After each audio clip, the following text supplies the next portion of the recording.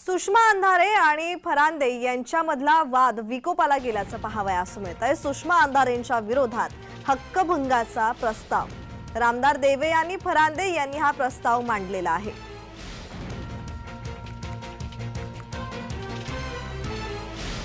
बडी भाभी म्हणजे देवई आणि फरांदे हे नाव माझ्या स्वप्नात सुद्धा नव्हतं आणि तरी सुद्धा त्यांनी ते ओढवून घेतलं। याला आम्ही काय समजायचं? हे बोलणं म्हणजे चोराच्या मनात चांदणं आहे असा याचा अर्थ होतो का? आणि स्वतःवर ओढवून घेत पुन्हा माझ्यावर हक्कभंगाचा प्रस्ताव वगैरे आणण्याची भाषा करणं, मला वाटतं की ज्या चुका मी केलेल्या नाहीयेत त्याची मला कुठलीही भीती बाळगण्याची गरज नाही। सन्माननीय अध्यक्ष महोदय, ही माझ्या बाबतीमध्ये घटना घडली। ह्या पत्रामधला मजकूर अत्यंत चुकीचा।